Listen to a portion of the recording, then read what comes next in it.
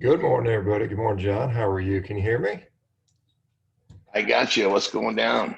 Well, it's a nice Memorial Day weekend Sunday. It's good seeing you again. Haven't talked to you I think it's been 2 years since we last chatted. So looks I like think so. looks Yeah. like you're just wasting away to nothing, man. No, I'm kidding.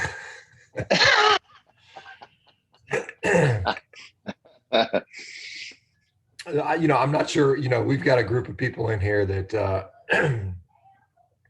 are on this part of this kind of meat-based focused diet. There'll be probably quite a few of them joining the chat. So some of them might have some specific questions for you. For you guys that don't know, John is a world-class bodybuilder. He was a professional strongman. I think professional wrestling as well. Been training for, I guess, several decades now, and Oh, has yeah. had some Almost 35 years. 35 years. Yeah, it's like me. I think I'm a little over. I'm about 42 years and a little bit older than you, John. But I mean, I've been training for a long time as well. Not to the level of bodybuilding that you do, but I still do a lot of strength work and stuff. But anyway, give us just for those that aren't familiar with you, just give us a little bit of your background if you don't mind. Yeah. So basically, going all the way back, I guess I was blessed as a young boy to kind of know what I wanted. First time I saw a really, really big, strong guy, I was immediately moved, like in my chest. And so that's what kind of started the journey. And then, just like most kids, sports, you start lifting weights for sports. And then it turned out that I was much better lifting weights than I was the sports I was playing. so, so I continued on with that. And then ultimately from there, I started to really, focus on what I was eating, because I realized that, just through a few interesting, just mistaken trial and errors, I realized that eating more flesh was a huge, huge help in what I was doing. Actually, what happened was in those days, I was eating just huge amounts of wheat bread, thinking that was going to help me, which was not. And then, so I think it was a summer before I was going to college. My mom ended up not having bread in the house. So I found these cans of tuna. So I started eating these cans of tuna. I noticed really quickly my strength increased. Like I'm talking about in a couple of days. And so that's when my whole, kind of love for what I was eating started. I started as, holy shit, I can really manipulate, my strength. And then later I realized I could manipulate how I looked and even how I felt with what I was eating. And so then that pretty much there turned into me using nutrition to navigate into the different things that I've done. My first career, I was a pro strongman. So, I had to be big, mobile, very strong, and, heavy.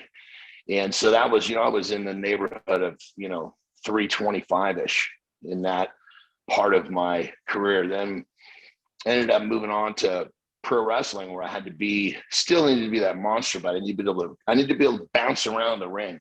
So then I just kind of took myself from that 320-ish to a little under 300 pounds, and still kept my look, but was able to be mobile. And then from there into bodybuilding, where now it's like, I went from the world of all go, which was strength sports, into bodybuilding, which is all show, no go.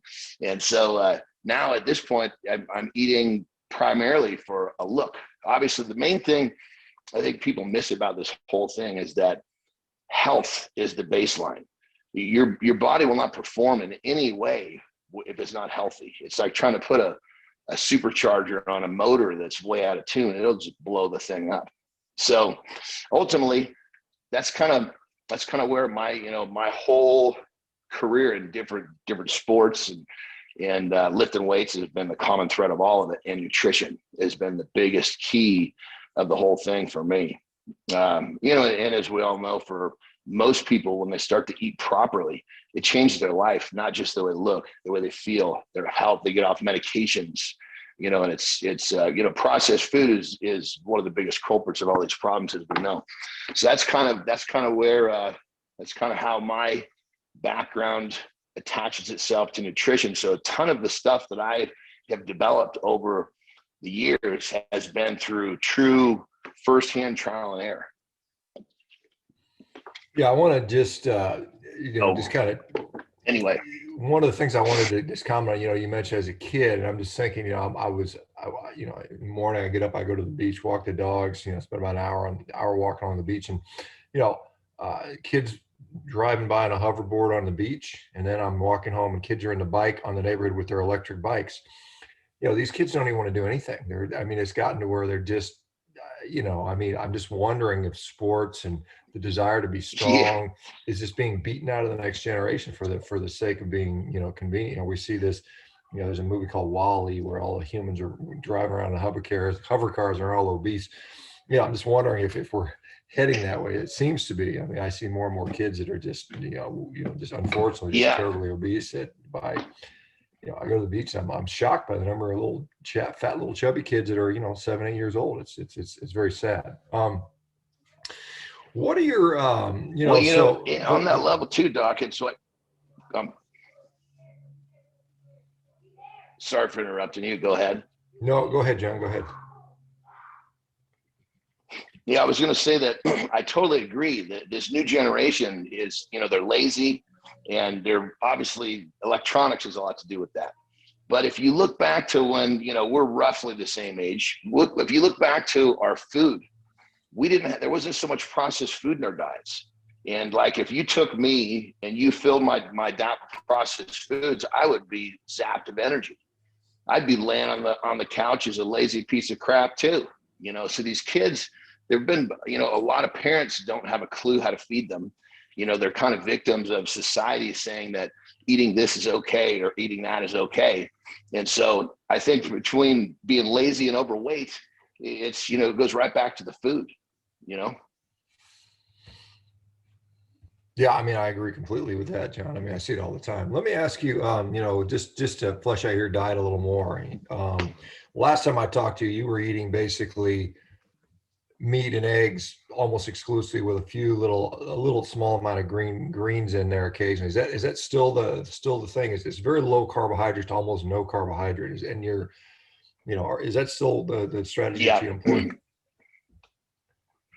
100%. And as time goes on, the interesting thing is I realize that, the protein sources and the fat sources are obviously there's the different quality of those sources. But then I think the biggest thing I've learned over the years, especially in current time, is the greens that I have to eat it's not a large amount. It's a very small amount, but it's regular. It's not eating greens a few times a day. It's eating greens with every time I eat.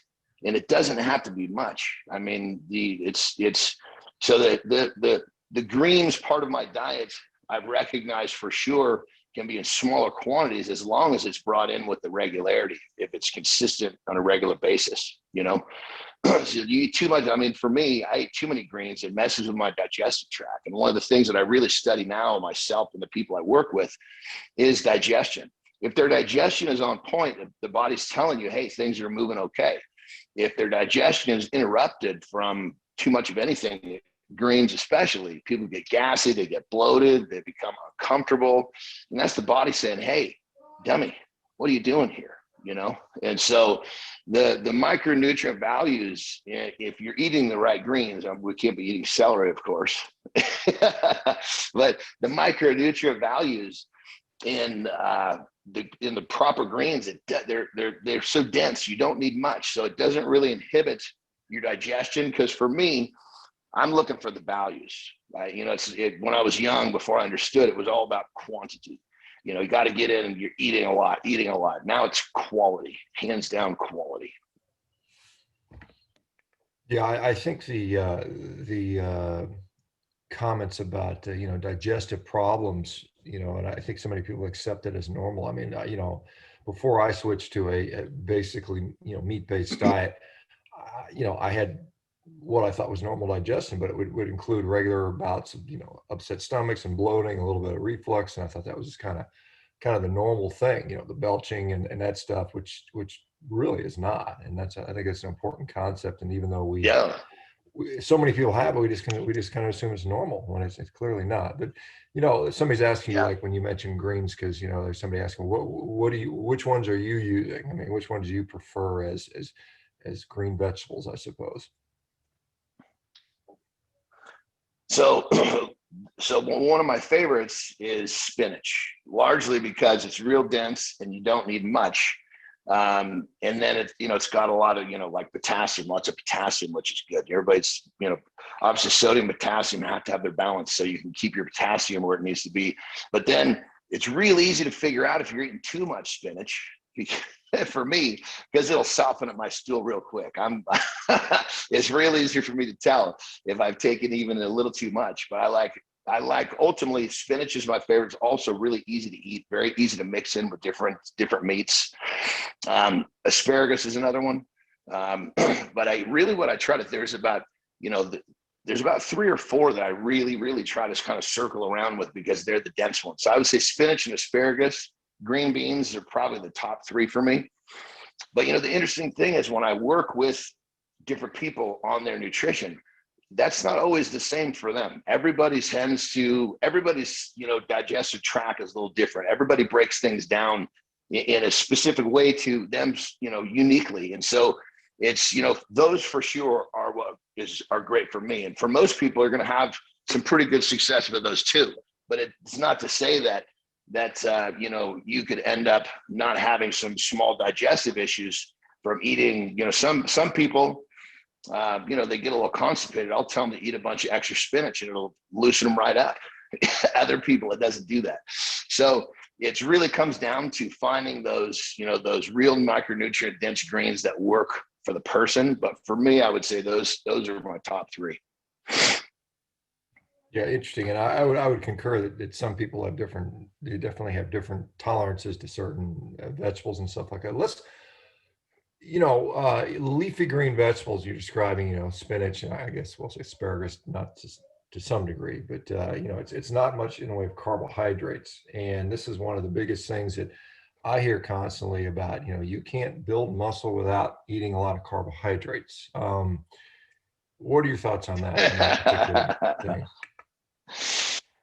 Well, I mean, it's a great question. It's also a great topic of discussion because if you break down, how each, micronutrient is viewed upon by the body, obviously we know that a protein is a building block. It's going to be a building block for muscle. We know that a fats, now keep in mind when I say fat, let's eliminate shitty fats. We're talking about essential fats. They're a great energy source. And they also have, great healing qualities. So you've got, for recovery, say, obviously if you're building muscle, you need to be able to recover. So basically, and we also know that excess protein is taken and now it can be converted to glycogen. So the carbohydrate is this macronutrient that really has one purpose, energy alone.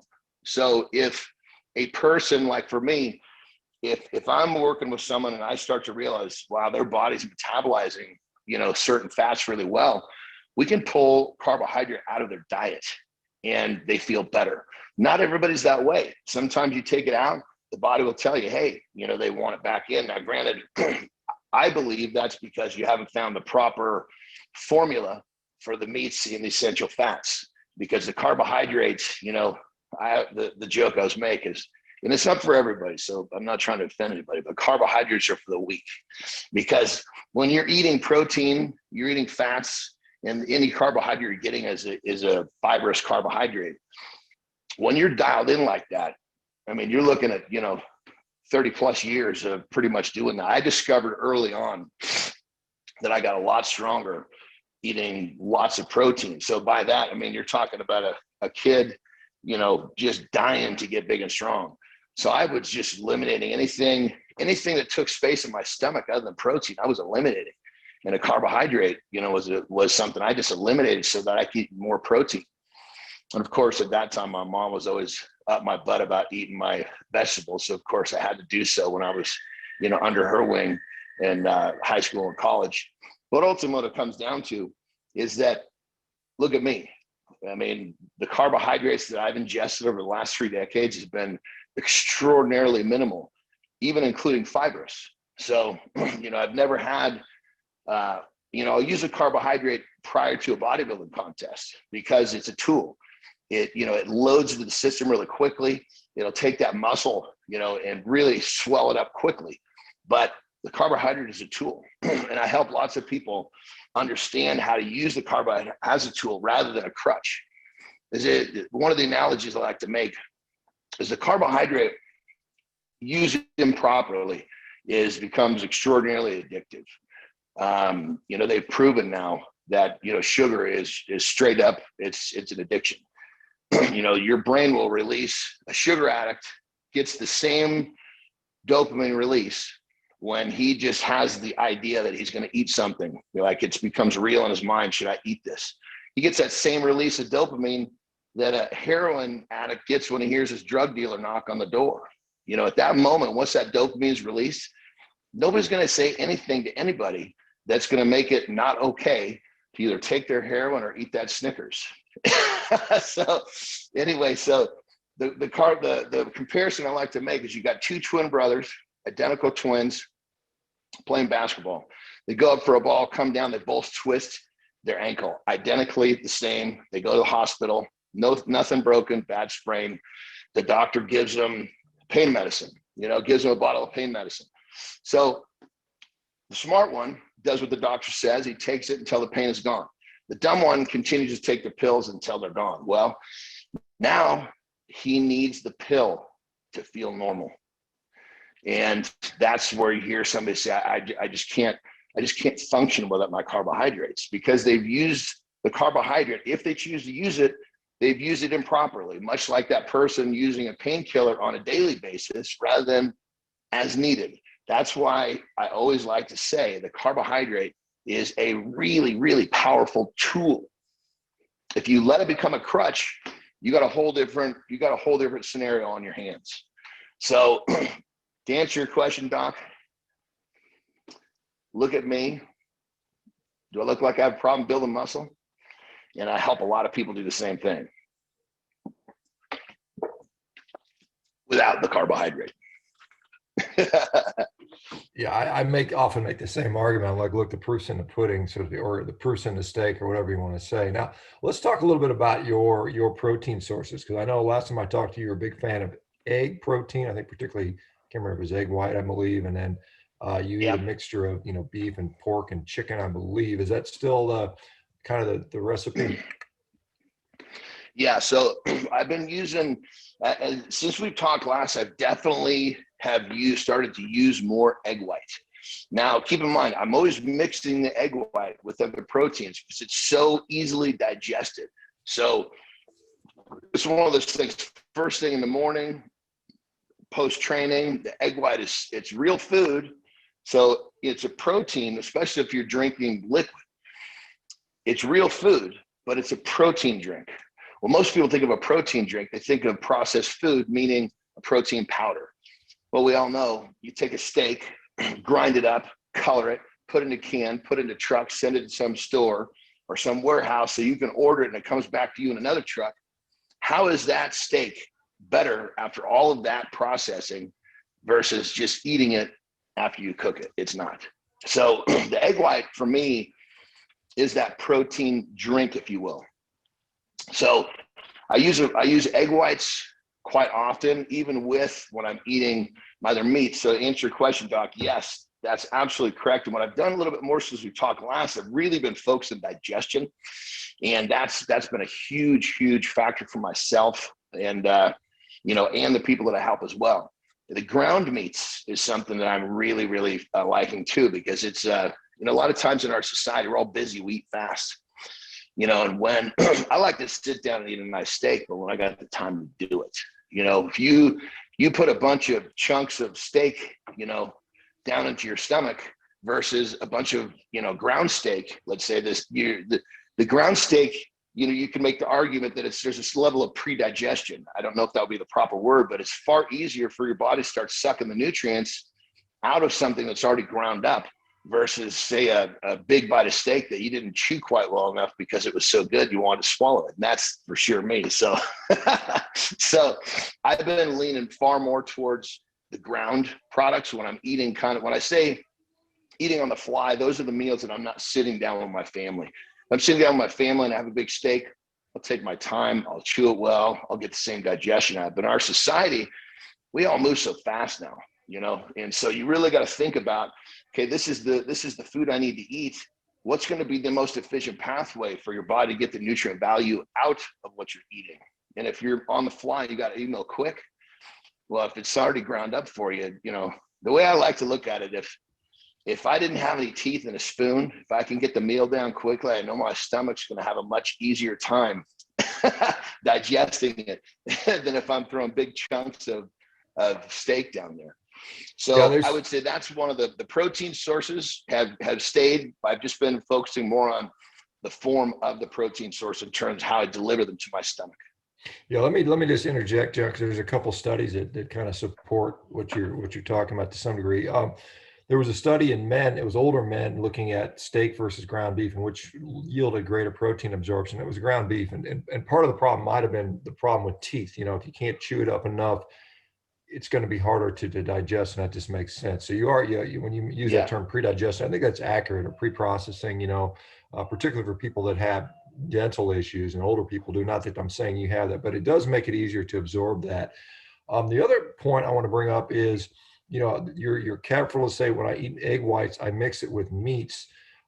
There's a nice study out of Duke University by Stefan von Vliet about 2-3 years ago, looking at eggs versus egg protein versus egg protein plus yolk, which the yolks actually have some protein in it as well. But they showed even with the same amount of protein, muscle protein synthesis was better in the presence of some of the fat that comes in the yolks. There must be some other, factors within whole foods that we don't get when we, like you said, when you suck down protein powders, you're missing some of those other things that seem to help. So mixing those sources together, maybe eating egg whites by themselves and that being your only source of protein is gonna be a problem. But if you mix it with meat, presumably it's got some fat in there and some of these other compounds, it's probably more beneficial, I suppose. Yeah, the whole egg too, Doc, and you mentioned the whole egg. That's something as well.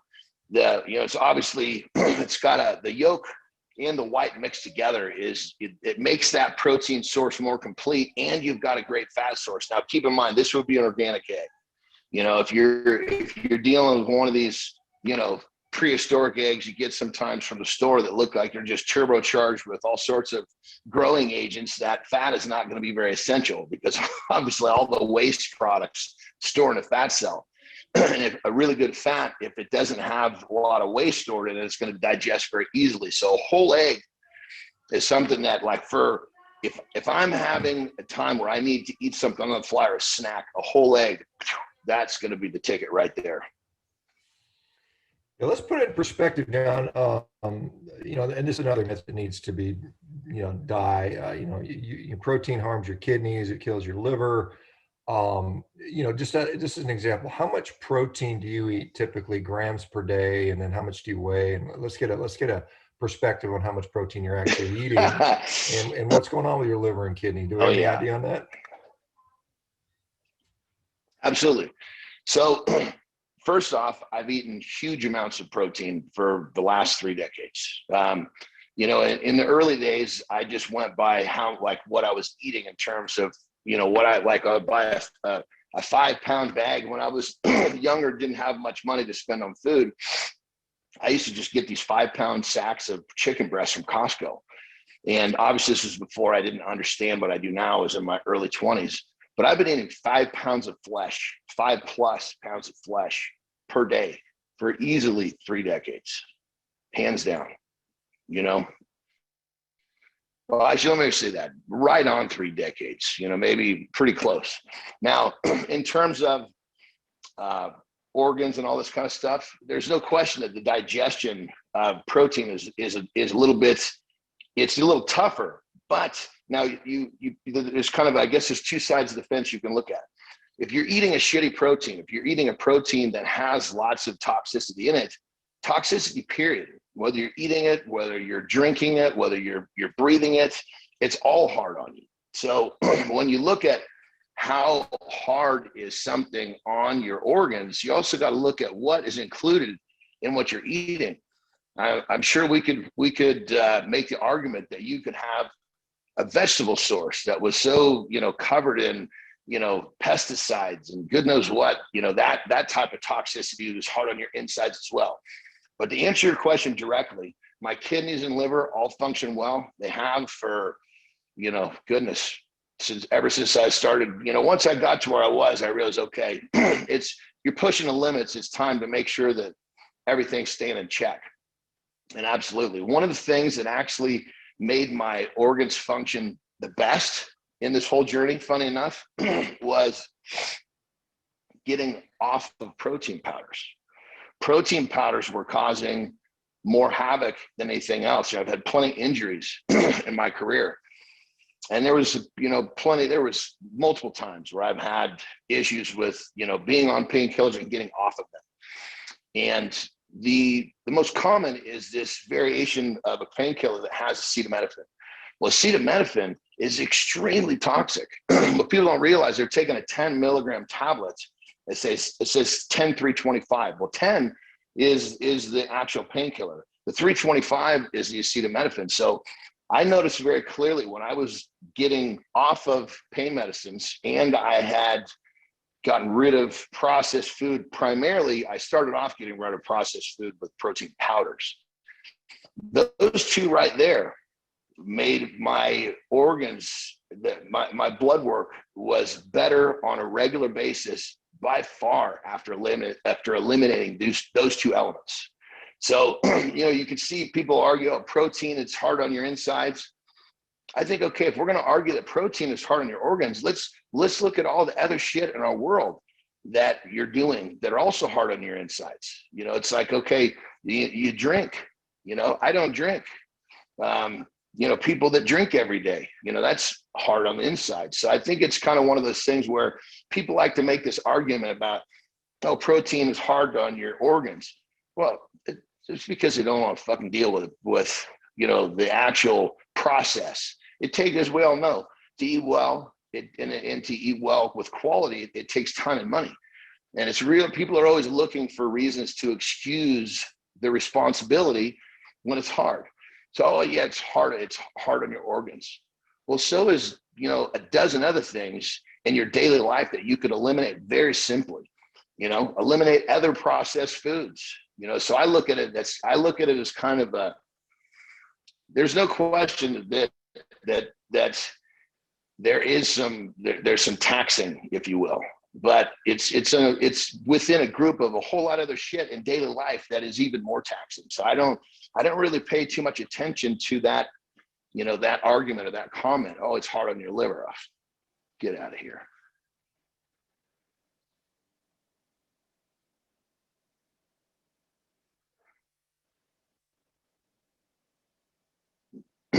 Did I lose you, Doc? Yeah, sorry. I was going to say that the scientific literature does not support that protein damages kidneys or liver. Stuart Phillips, one of the leading protein researchers in the world, did a nice meta-analysis looking at kidneys and higher protein diets. Saw no evidence whatsoever that protein damage it. That's a misconception based on epidemiology and some rat studies, but it doesn't actually happen in humans. But one of the the things that I was going to comment on is 5 pounds, and I'm probably closer to 4 pounds, and I've been doing that for at least 5 years now, with likewise with no evidence of organ damage or anything. My liver function, kidney function have all been completely within normal limits. Do last time I talked to you, you were eating, you have a fairly high frequency of meals, every couple hours you're generally eating. Is that still what you're pursuing? Yeah. And one of the reasons that obviously we all have certain variations of diet for ourselves for certain reasons. And obviously mine is, the way that I, what I do, the journey that I started from the time I was a little guy, which I love every minute of it. But then, there's the flip side. It's like, we all have a diet. We all have diets in play for a certain reason for our lives. And so so for me, eating frequently is something that really keeps me doing what I'm doing. But what I've really noticed since we talked last, Doc, is that like I said, I'm focused on digestion. Well, I'm eating these meals frequently and they're small and they're often. It's really, really interesting, and it's really easy for me to tell if I'm subbing something in that doesn't digest well. I can tell really quickly because my digestion will slow down and my next mealtime will come and I won't be ready to eat, or I can just kind of tell that my system is still not finished with what was in there before. So yeah, the frequent meals, the small meals is something I still do. And here again, if depending on the purpose of someone's diet, what they're doing it for, small frequent meals is really, really powerful in terms of a lot of different things. Obviously, I like to get people to eat as often as they can that's suitable to their life. That's the biggest key. Because if you put together a plan for somebody or for yourself that's not doable and you can't stick to it, then it doesn't make a difference. You've got to have a way of eating that works for you. And obviously focused on the quality of what you're eating is a big chunk of that too. But yeah, I'm still eating very often, and probably more so than before, Doc, because it really helps me keep a really, really close eye on how my processing is going.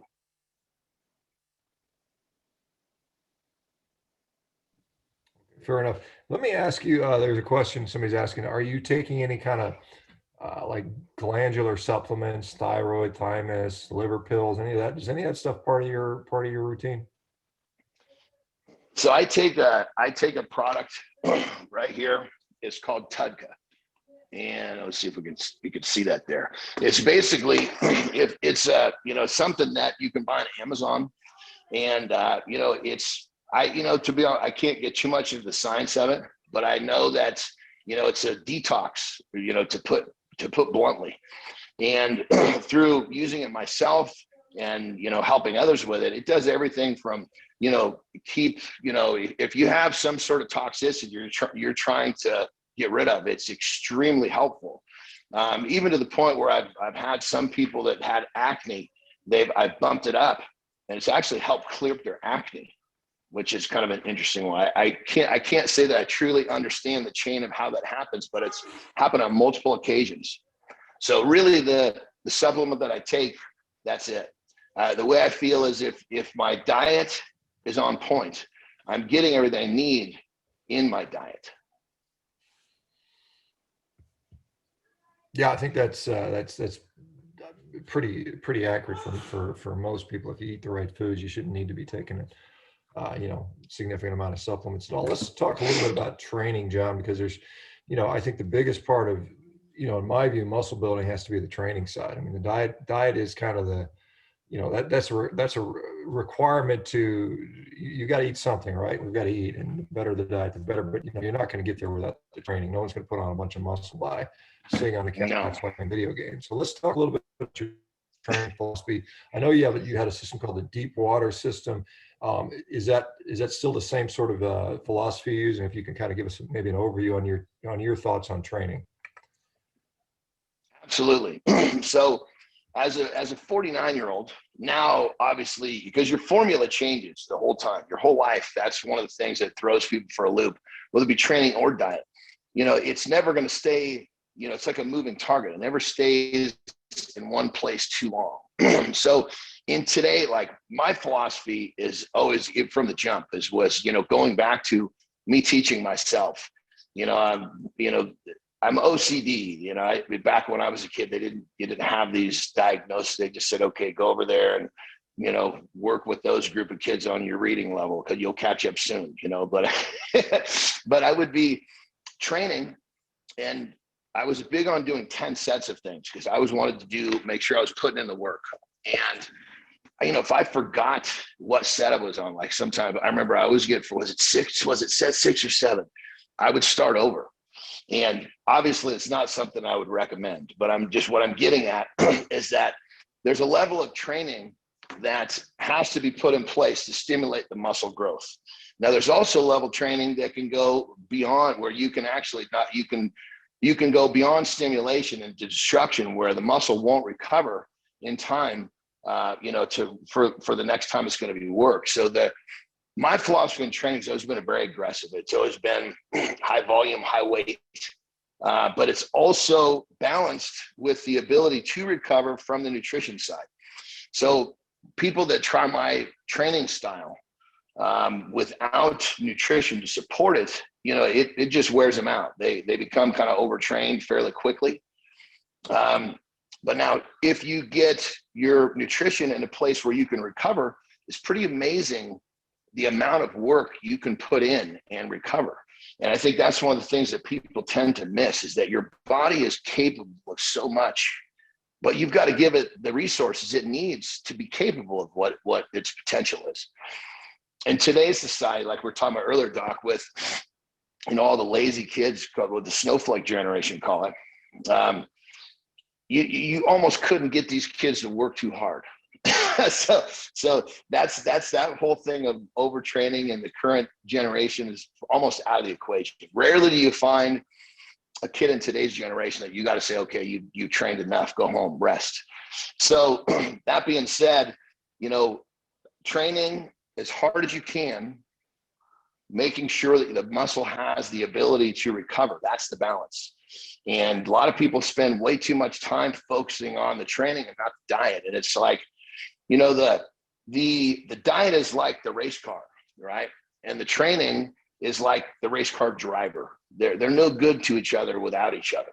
You know, you can have a race car driver without a car, and he's literally not making any progress. So I always preach, especially the people that I'm helping lose weight. I've had so many people that have come to me as like the last ditch effort before gastric bypass. And I tell them, look, I don't even need you to do anything for the first 30 days. I just need you to focus on, you know, let me teach you how to eat in a way that's going to allow your body to start moving the right direction. They'll start shedding pounds and they're not exercising. Now, once they start exercising, everything gets better for sure. But I guess what I'm getting at is the diet. Without the diet, it's the training is kind of like, if you're enjoying it, like you enjoy going to the theme park, riding roller coasters. Well, if you enjoy training and you want to go train and you're not looking to get much out of it, then eat like shit, you'll be fine. But if you want to get something out of it, you've got to have the nutrition to support the recovery. And if you like to train hard, like myself, then you've got to have some serious, you really got to have your nutrition on point. And when I say that, another thing that I've really been diving into with digestion is the micronutrient values. You know, you can have a macro that doesn't have a lot of micronutrient value, and it doesn't have nearly the same properties in terms of helping your body recover. So yeah, my Deepwater method is something that it was really everything. You're looking at a development, an organic development. And so the training style came from, you know, losing count of many sets as a youngster with OCD and just doing stuff over and over. And then, you know, once you start to adapt to this, it's pretty crazy the amount of progress you can make when you start to realize, okay, God, if I eat this and I can recover faster, it's this balance. And it's just, next thing you know, you're that guy that's making progress faster than everybody around you. John, let me ask you about, because at the beginning you mentioned, you know, all show and no go, and before you were all go. And so there's a difference, you know, in how we maximize, you know, hypertrophy, big muscles, versus how we train for strength. Because as a professional strongman versus bodybuilder, there's a different way you train in the style. Obviously with strongman, you got to practice the skills, but I mean the sets and reps schemes and percentage one rep maximum. How does one train for, you know, assuming, because the diet's the same, you've been on a low carb, next no carb diet for 30 years, eating a lot of meat. So how in that context do you say, I want to get as strong as possible versus I want to get as big as possible? What are the differences you would focus on? So, you know, it's always easier for me to answer the question. We touch on diet and training because they really have to be engineered to work together. So first thing, my fat content was way up when I was big and strong. Obviously, not that I'm discounting now, but I'm saying when I was in my strength world, I was eating a lot more fats. I was eating, you know, I wasn't quite as cued into digestion, but I was definitely eating more fat for fuel. And then training, so in strength, you basically got to get from point A to point B, whether that's a max deadlift, or if you're picking up an Atlas stone and running it to the first box, whatever it is, you're not really worried about what muscle to focus on to get that.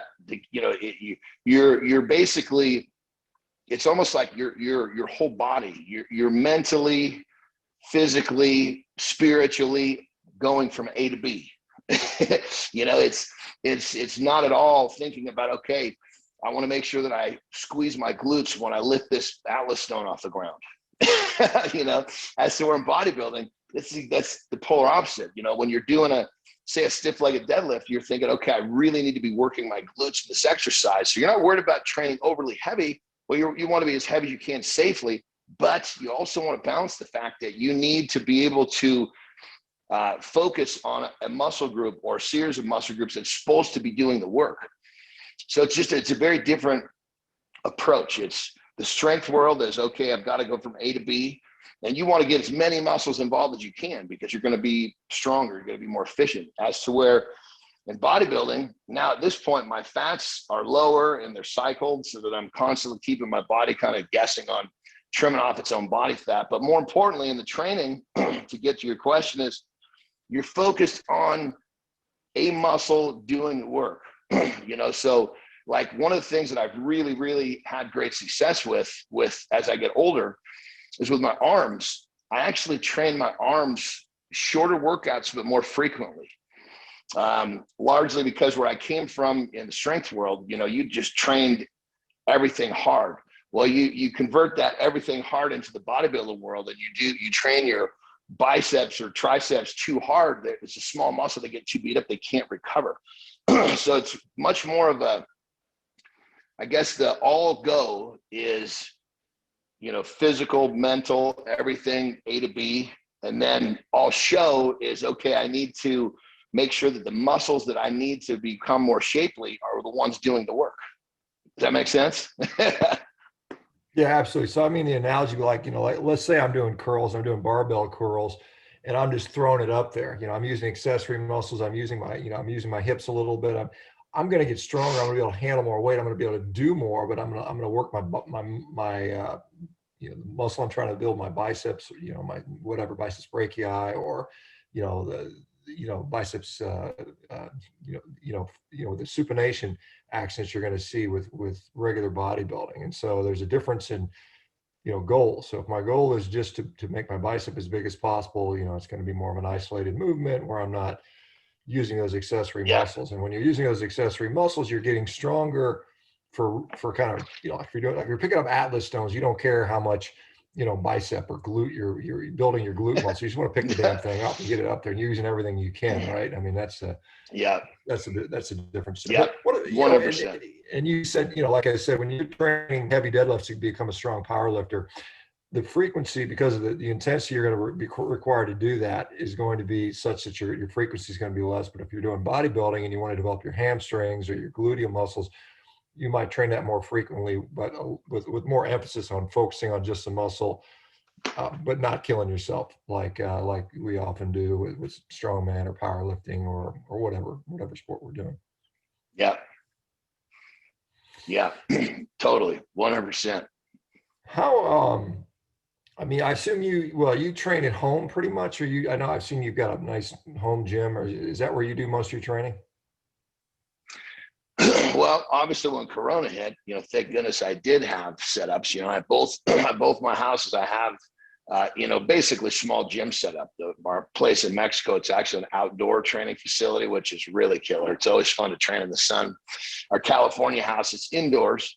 But then what I really, obviously with gyms, you're not going to find me in a Planet Fitness. It's just, I'm just not, that's the one where that bell, or that you make a sound and the siren goes off. Well, I don't think I can walk in the door without the siren going off, so anyway, so for me to train, I mean, there's a certain essence that I'm looking for. You know, obviously in my own space, I can create the environment I'm looking for. If I'm going to a gym, I would rather not go to a gym that doesn't suit my needs, because I can be more productive even with less equipment in my own space with my own, you know, when I can dictate my own environment.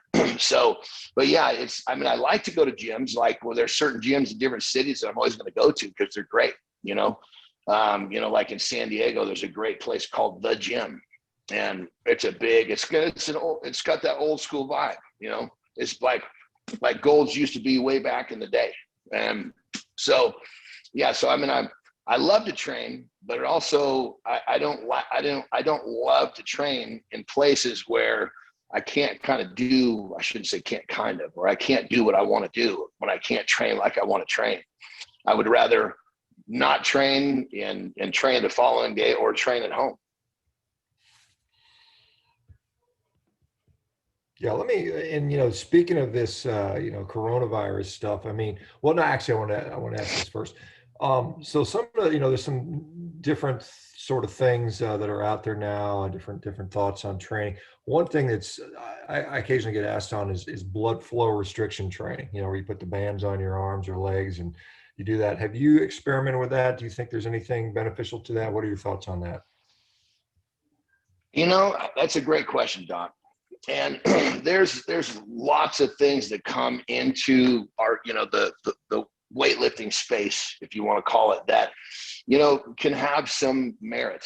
But I guess there's that piece of me, that old school piece of me comes back out. And, you know, it's this whole thing for me is based upon, you know, let's go back to the beginning. I'm the fat little boy who has this movement in my chest that just says, man, you know what you're here for, go do it. And I enjoy what I do. I love what I do. I mean, for myself and helping others, Doc, as you know, when you help someone else, it's so satisfying. And so I guess what I'm getting at is that I tend to kind of, even if there is some merit to these things, I tend to try to not overcomplicate. For me, my formula for everything to be successful, simplicity is the key. And that goes right down to the people that I work with. That's one thing that everybody's so happy with is I keep it simple, sometimes stupid simple, because when something is simple, it's easier to execute. So whether there is merit to some of these things, you know, I can honestly say that I don't have the firsthand knowledge. And when it comes to me forming an opinion, my own experience is what allows me to create an opinion and stand by it. I can't have an opinion on something that, you know, people say, or even people that I know and trust say. I have to know it for myself. So I haven't delved into that stuff. And I think it's again, I think, you know, there's an element of overcomplication with a lot of these things that come in. And you got the restrictive, you got, you know, now these, you know, I'm totally forgetting they put the little electrodes all over them. So the muscle is firing as they're training. I mean, these are all things that I'm sure you can argue with science that there's some upside. But to me, you know, you take the love of what I'm doing, you take it away. What's the point? Yeah, I see that, you know, you do it because of the pure joy and the love of feeling heavy weights in your hand or feeling that, you know, that thing that you created through your own willingness and desire. You know, one of the things that, you know, I find these things is, you know, these are all, you know, these minor kind of toppings on top. And, you know, you got to put the basic hard work in. Yes. You know, you got to load the bar up. You got to go do what you got to do. Yes. Are you seeing, I mean, you know, among, you know, professional bodybuilder, you know, I'm sure you have access to a lot of other professional bodybuilders, and we see all these sort of things that are mainly designed to maybe sell stuff to the masses who may or may not benefit from it, but it's a moneymaker. Are a lot of top pros and stuff using that stuff, or what are they doing? You know, when it comes down to it, you know, when it comes to, you know, it's anytime you start to put money inside of a form of entertainment or a sport, then you got a whole lot of convoluted, you know, perspectives, if you will. You've got opinions that are going every direction because there's, you know, if someone is giving you a $10,000 check every month to represent their product, you know, it's much easier to become a believer in that product than, you know, if you bought it at you know, the Sports Authority and gave it a try yourself. So I guess when it comes down to it, you know, if you ask me, it's really what it comes down to is what has done the test of time. All of these things come and go, you know, they're like this, but the good old school basics, eating right, training hard, resting, it's never gone away. So I just look at very simply, okay, well, you know, how long was that here? If something is here for a while, then there's some legitimacy, but you think of all this stuff that's coming around, it's, you know, it comes and goes like a damn fart in the wind. So I guess to answer your question, honestly, you know, when it comes right down to it, some of this stuff is put on Front Street because it's, you know, a person has put it on Front Street because it's his job to do it. If there was something out there that I felt that could really move you ahead, you know, then I would definitely dive in to see what's going on. Whether I continue to use it would be a separate question. But if I saw something that I thought, man, okay, I'm going to get left behind if I don't get on top of this, then I would definitely give it a shot. And I don't see anything in the marketplace right now, you know, that tells me that I need to be doing anything other than what I'm doing. I mean, if you look in the last handful of years, you're seeing so many more high-level athletes, professional bodybuilders included, preach real food, you know, and keep in mind the bodybuilding industry is probably the one that's most overrun with, you know, protein supplements and supplements in general. So, you know, I think the supplement movement has been exposed a little bit, you know? Yeah, I mean, I think, you know, this is interesting when you talk about digestion. You know, human beings are really not designed to digest powders. I mean, you think about it. How would a human be able to create powder with their teeth? I mean, you can't do that. I mean, even if you had a knife, it would be very difficult to make a powder. You'd have to spend an enormous amount of time to do that. And why would you do that when you could just chew it up and swallow it? So I mean, it's and we know that powders, the way they're absorbed, the absorption characteristics are not, you know, how we're supposed to be receiving our food. It messes up things called incretin hormones. And so, yeah, I'm not a, you know, like I said, the processed food, whether it's processed protein powder or flour or sugar or anything else that's, you know, highly powdered and processed is you know, it changes the way we digest things. And we end up with, you know, maybe perhaps too much exposure to, you know, energy versus, you know, nutrition and protein. And so it's kind of a interesting thing.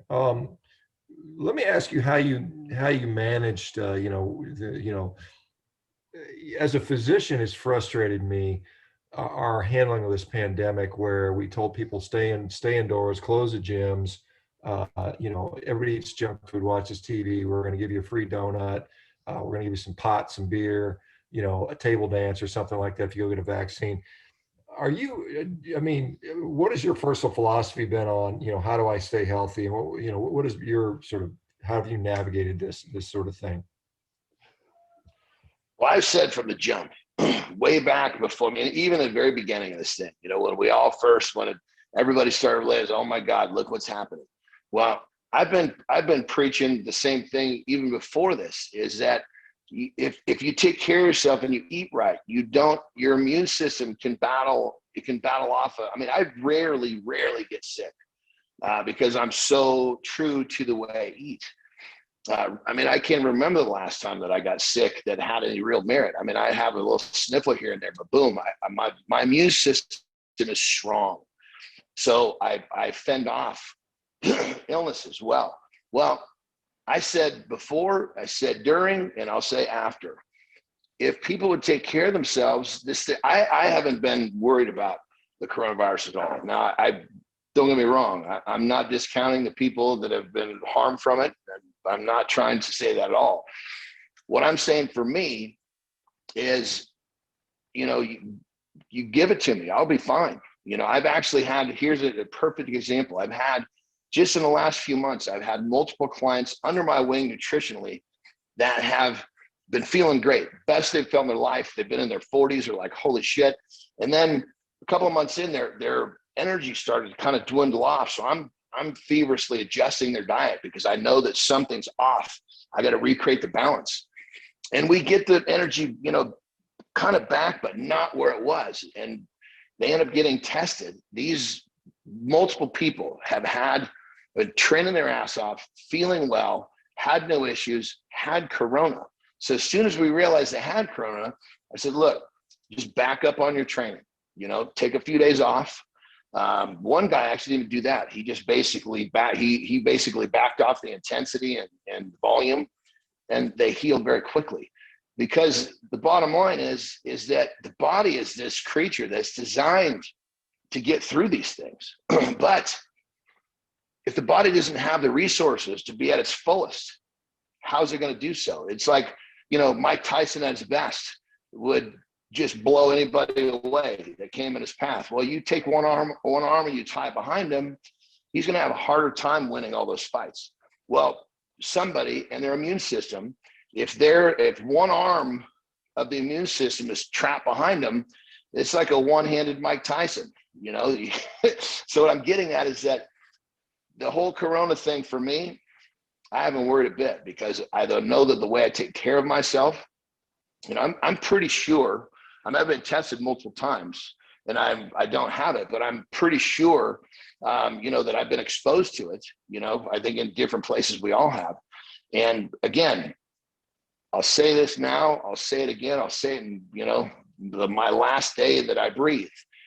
If you eat properly, if you give your body what it needs and it's at its full capacity, the body is this amazing creature. It will adapt, it will survive, it will do everything that it needs to do. But you've got to give it the resources. You can't expect your body to deal with all of these things if you're tying your body's hands behind its back, so to speak. An immune system is one of the bases of staying healthy. And if your immune system's trashed, you're going to get sick. And most people, most American diets, their immune system is severely compromised. And I'd love to hear your thought on that, Doc. Yeah, I mean, I've talked about this many times. We know for sure, the major risk factors for a bad outcome with not only coronavirus, but really any infection is going to be underlying poor metabolic health, whether it's diabetes or obesity, and those are the most common ones we see. And so we see that disproportionately affects people significantly. Not only is that an important factor, so if you're trying to avoid getting ill, then you need to do what you can to fix your health, and that quickly, and metabolic health can be fixed very quickly with changing diet, getting off the processed food, eating whole foods. I mean, will change your metabolism, metabolic health, your blood glucose control within a matter of days to weeks. So it's not something that takes a long time, and then the weight loss comes after that. But so that's number one. And number two, we know from previous studies, particularly looking at pandemics and epidemics and population spread of viruses, that obese people that are metabolically unhealthy, they not only do they shed more virus particles, they shed them for longer, and they also create more virulent or more dangerous viruses by that. So when you have a population like the United States where 88% is metabolically unhealthy, 42% are obese, and 75% of people are overweight, it's a disaster. And so that's where the focus should be. That's a true epidemic or pandemic, and we're not addressing that. It's just very frustrating. So yes, that is my thought on that. I think there's a lot of people that feel the same way, but we're not seeing that as our response. It just laments me the fact that we don't have our major health authorities saying, hey, get out and go for a walk, or at least demonstrate that. Instead of throwing a mask on their face, they should be going for walks and encouraging everybody else to do that, or doing some push-ups, or not eating the junk food, throwing the Oreos in the trash, and here have a fruit, vegetable, and hamburger, or ground beef or chicken or something like that. That would be my way to do it as a national message, but we don't see that. I'm not the president, certainly, and probably no one wants me to be, because I'd be too much of a hard ass to the people that want to be pandered to. But Um, so we've got a few questions in here. I'm encouraging people to type their questions in, and we've got one just on coffee. Uh, Thoughts on coffee? Do you drink it? Is it good for you, bad for you? What are your thoughts on that? If anybody else has a question, just type them in there and I'll try to ask them real quick. Well, with coffee, I mean, I love coffee, number one. But it's not like I love coffee because it's a stimulant. I love coffee, even decaf coffee. But, you know, keep in mind, when it comes to any sort of a stimulant, caffeine is that's it.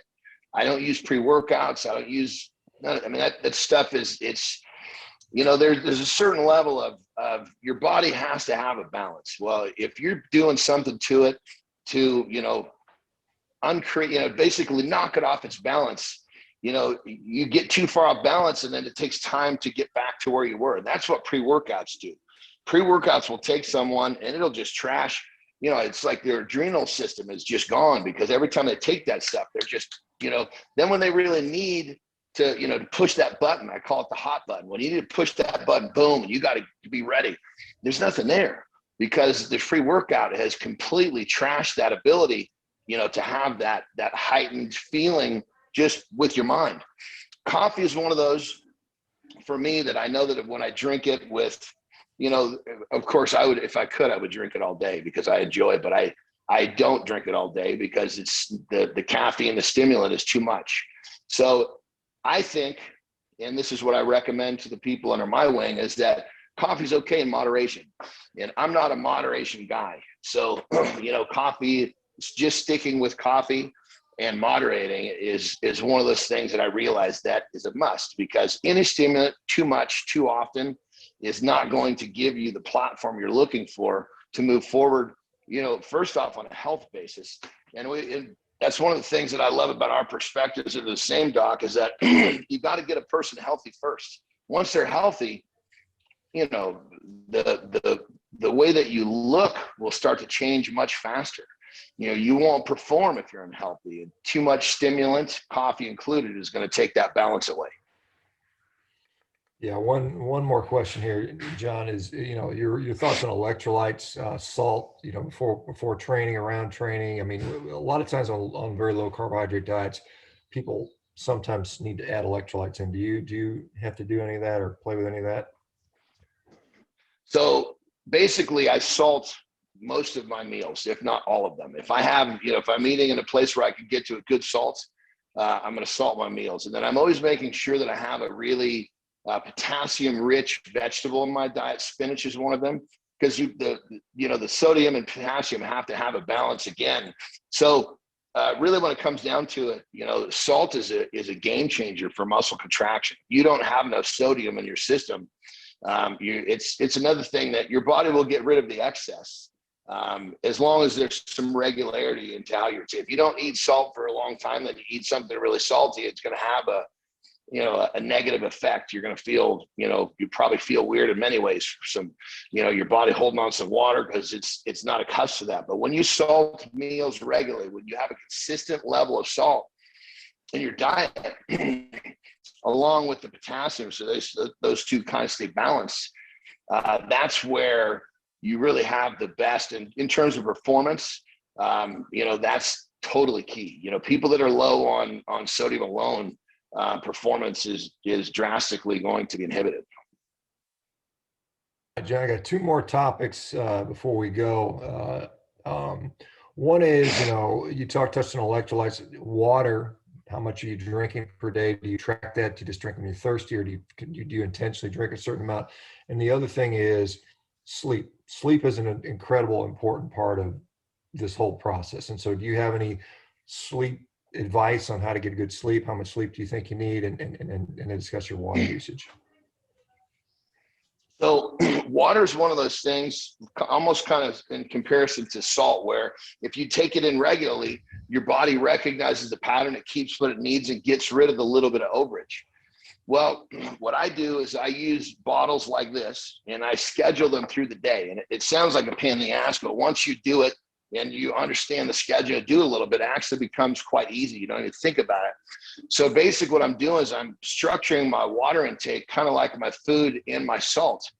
So ultimately, your body has a water table that it can count on. And that way you're not dealing with this, you know, because you drink too much water too fast, your body thinks, okay, I got to get rid of the overage. Then when you slow down, it's still getting rid of the overage and you become dehydrated. That's an old trick for bodybuilding.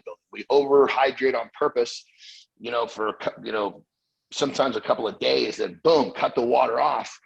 Well, the body's just peeing up a storm. Well, by the time the body realizes that there's no more water coming in, you're severely dehydrated. And people go through that on a daily basis. So scheduling your water is another game changer, hands down. And then sleep is one of those things that is extraordinarily important. One of the things I tell people when they first get their nutrition dialed in is that you're actually going to be far more functional on less sleep, meaning when your diet's in check, people will usually sleep more efficiently. This better quality of sleep. And so like a lot of times, most times when I start directing someone with nutrition, they'll start waking up before their alarm. Well, that's great. You're sleeping more efficiently, which is key. But I think one of the keys to sleep patterns is this. A lot of times people say, oh, I'm going to try to, you know, I'm going to try to sleep in an extra 3 or 4 hours tomorrow. A lot of times that doesn't work. So what I do is I have my body's going to wake up at pretty much a set time. So it's what I recommend, and what I do for myself is I go to bed earlier, because then my body tends to be on that pattern. It's going to wake up when it wakes up. But if I've had more time to sleep, then I get more sleep. Sleep is absolutely key. If you don't have enough sleep, I mean, I'll tell people this, listen, I would rather you get your proper sleep than train, because again, training, just nutrition and sleep is what makes the training actually work. If you take nutrition and sleep out of the equation, your training is far less effective. So sleep is key. And here's the thing. A day's got 24 hours. You find so many people that are sleeping these really long periods of time, but they never feel like they're rested.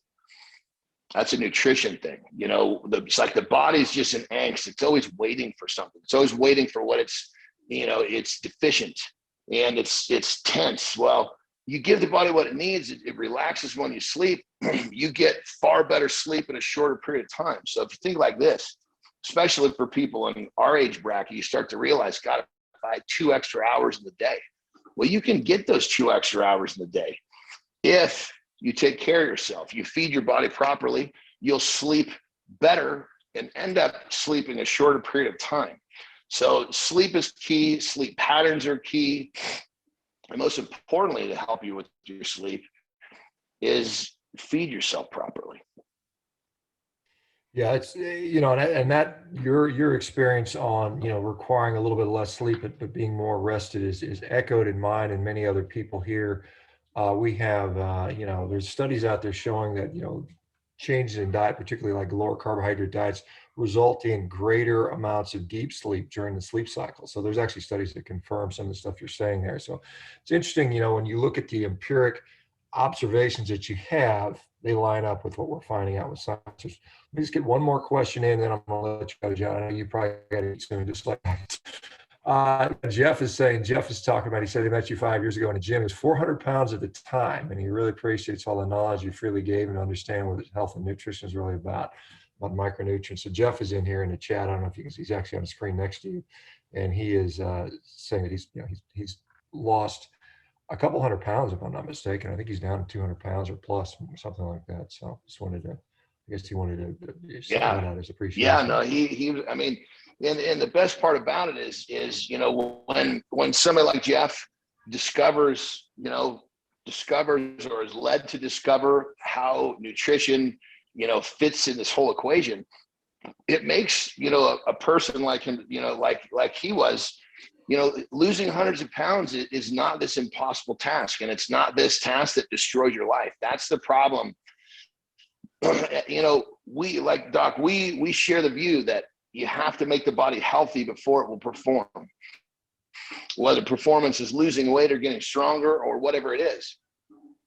And so many people that are trying to get in shape, they're basically sacrificing a quality of life, many qualities of life in many cases, to, you know, reach that goal. Well, it's not ever something that you're going to keep, because when the body's unhealthy, it's once you're healthy, you enjoy the process. This is not such a hard ordeal. It's just people are, you know, it's almost like, okay, to get where you want to go, you go this way, but everybody seems to believe they got to go that way. It's just, there's so much misinformation out there. So it really, I mean, like with Jeff specifically, cases like his, this is what I live for, man. I mean, I've done a lot myself, but one of the biggest things that I realized at 49 years old, I get more satisfaction from helping somebody else realize how good life can be, happy, healthy, full of energy, because our society, our society is filled with people that are dead tired all the time. And being tired is no fun, you know. And when you get to live an energetic life and you enjoy it, and you get to, you're not hungry, you're sleeping well, you've got the energy to play with your kids or your grandkids or go play softball with, this is life. And so, you know, like I said, with somebody like Jeff, yeah, that's what it's all about for me, you know, helping somebody change their life. I mean, Doc, that's what you're doing too. It's unfortunately, we just have so many people that are kind of brainwashed, you know, looking over there when they actually need to go in the other way, you know. So yeah, that's good stuff, Jeff. I'm stoked to be a part of your journey, brother. Yeah. And you know, and I agree. Yeah, that's what gets me up out of bed every morning. Knowing that I'm making an impact, and hopefully a positive impact on lots of people, and we want to continue doing that. Jon, thank you so much for doing this. Can you give us where people can go to find your information if they're wanting to work with you? How do they do that? So the best place to go is my Instagram account, and my name is spelled differently. So my name is Jon, and my last name is also spelled differently, Andersen. So my Instagram account is the Jon Anderson. If you Google me, it'll pop right up. But on that level, I am one of these guys who absolutely loves to connect with people that are trying to make a difference in their lives. So if you send me a DM, don't think that I won't return your DM. We will chat in there for sure, because the bottom line is this, just like you said a minute ago, Doc, waking up in the morning, making a difference, it's as important to me as my own levels of performance, my own competitions.